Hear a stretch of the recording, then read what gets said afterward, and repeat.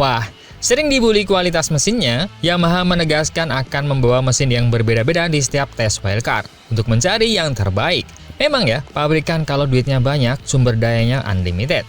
Namun dibalik itu ada kabar kurang enak nih. Quartararo makin santer beritanya untuk bakalan menerima tawaran tim satelit dengan mesin kompetitif. Tapi kira-kira kemana? Dan di Gia, apa keceplosan ya? Yang menjelaskan bahwa motor GP25 adalah motor yang tak stabil. Waduh, seperti apa lengkapnya? Kita bahas.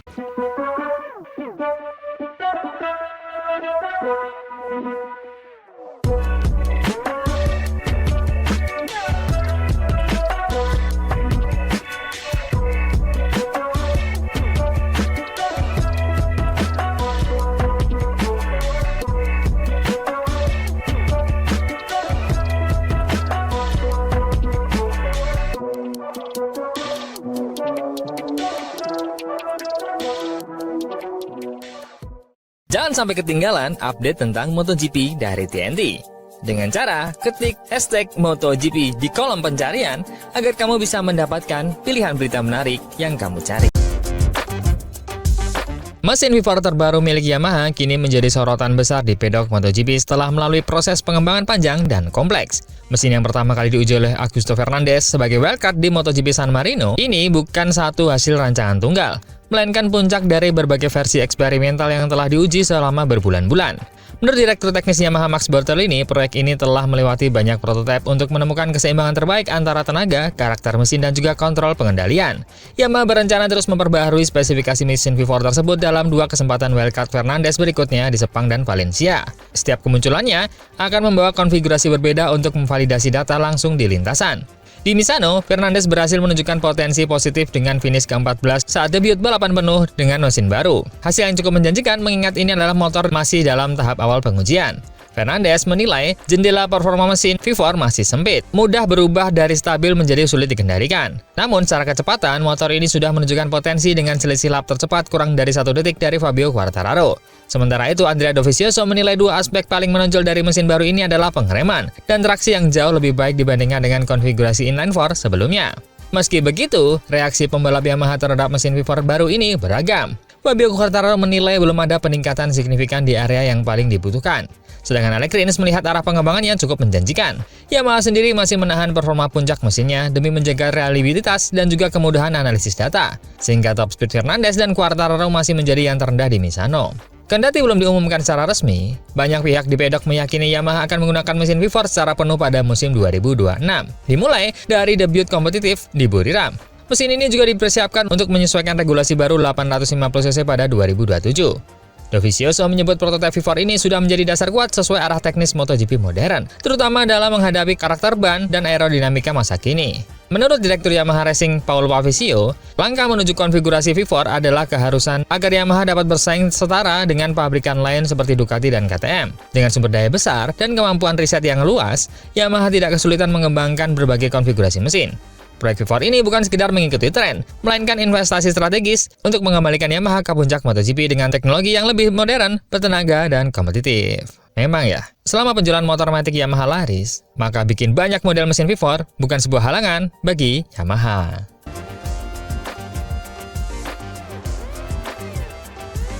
Tapi ada kabar kurang baik nih dari Fabio Quartararo. Quartararo kini menjadi salah satu figur sentral dalam bursa pembalap MotoGP 2027, di tengah performa Yamaha yang terus menurun. Sejak debut sensasionalnya pada 2019 bersama Petronas Yamaha dengan 7 podium dan duel menegangkan melawan Marc Marquez, Quartararo langsung digadang-gadang sebagai bintang masa depan. Puncaknya datang pada 2021 ketika dia menggantikan Valentino Rossi di tim pabrikan dan berhasil menjuarai dunia. Prestasi yang menjadikannya sebagai pembalap Prancis pertama yang meraih gelar MotoGP. Namun, sejak 2022, kejayaan itu meredup.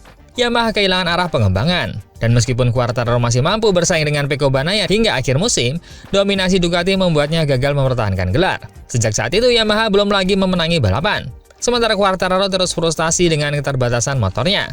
Dia akhirnya memperpanjang kontrak 2 tahun pada 2024 dengan bayaran besar, disertai janji proyek mesin V4 baru yang digadang-gadang akan menjadi solusi kebangkitan. Sayangnya, setelah uji coba di Misano, harapan itu kembali redup. Quartararo menilai masalah utama Yamaha belum terselesaikan, bahkan dengan mesin baru tersebut. Saya tidak melihat kemajuan di area yang kami butuhkan, katanya. Situasi ini pun memunculkan spekulasi bahwa Quartararo bisa saja mengikuti jejak Marc Marquez, meninggalkan tim pabrikan demi motor kompetitif, meski harus bergabung dengan skuad satelit.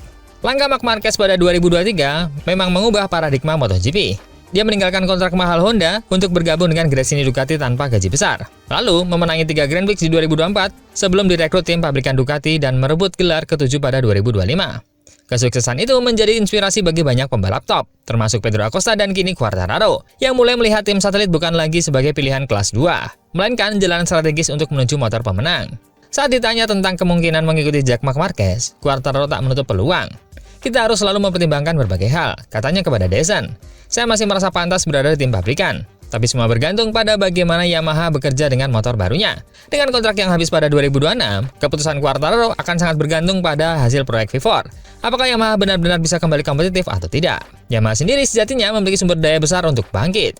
Dengan kemampuan riset dan dana hampir tak terbatas, kegagalan menghadirkan motor kompetitif dalam 2 musim ke depan akan menjadi cerminan arah teknis yang keliru, bukan keterbatasan finansial. Karena itu, keputusan Quartararo menjelang 2027 akan menjadi momen krusial.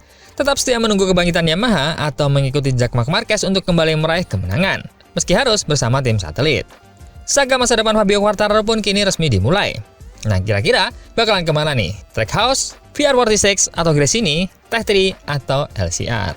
Menurut teman-teman kemana?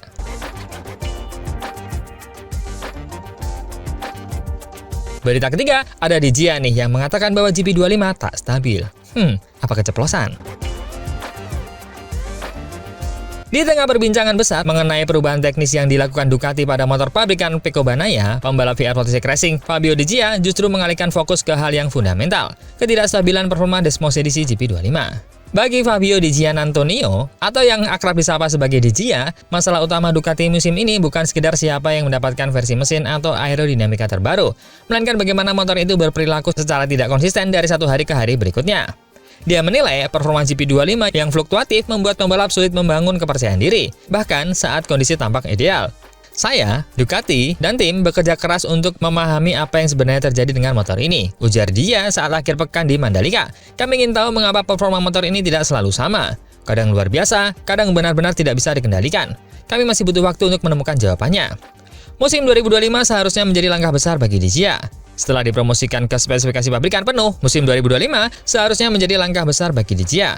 Setelah dipromosikan ke spesifikasi pabrikan penuh Factory Spec GP25 bersama VR46.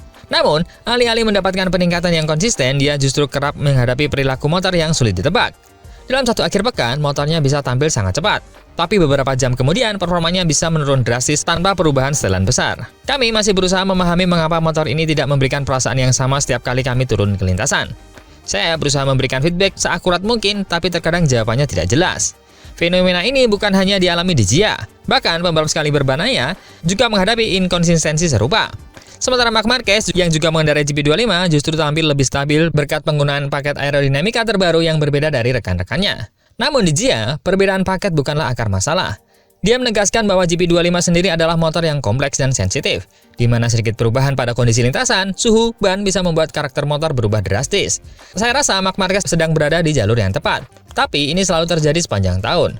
Pecco dan saya sering mencari hal yang berbeda, dan motornya juga terasa berbeda sepanjang musim. Ducati punya banyak komponen, kami bisa memodifikasi sesuka hati, tapi yang sulit adalah menemukan kombinasi yang benar-benar konsisten. Kebingungan ini semakin diperjelas ketika melihat data performa Di Gia di beberapa seri. Dia bisa tampil menakjubkan, seperti rekor waktu di Sachsenring dan podium beberapa balapan.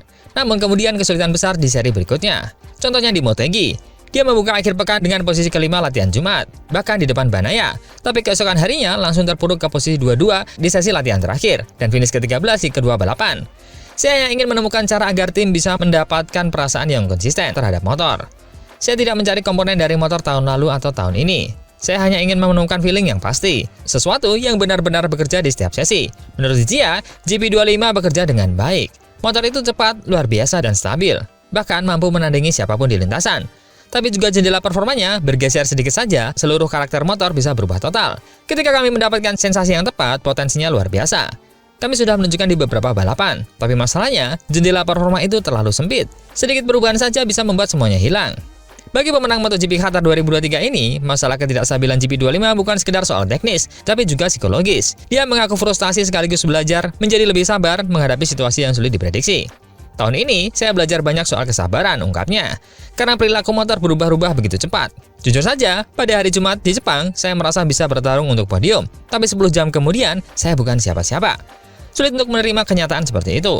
Kini, dengan 4 seri tersisa di musim 2025, Dijia masih memiliki peluang untuk menutup musim dengan positif. Dia hanya tertinggal 16 poin dari Franco Morbidelli dan 24 poin dari Pedro Acosta dengan perebutan posisi kelima di klasemen dunia. Namun, bagi Dijia, hasil akhir bukanlah prioritas utama. Yang dia inginkan hanyalah menemukan kestabilan dari motor yang telah membawanya naik ke level baru, sekaligus membuatnya frustasi. Wah, jika dia mengatakan seperti ini, apakah dia keceplosan dan lupa bahwa Ducati terus-terusan mengatakan bahwa motor GP25 adalah motor yang sempurna, yang dibuktikan oleh Marc Marquez? Menurut teman-teman gimana? Mana yang benar? Pendapat Ducati dan Marc Marquez? Atau memang pembalap-pembalap selain Marc Marquez tidak bisa menjinakkan GP25? Yang pasti semua akan terjadi di tahun depan, ketika hampir semuanya menggunakan GP25.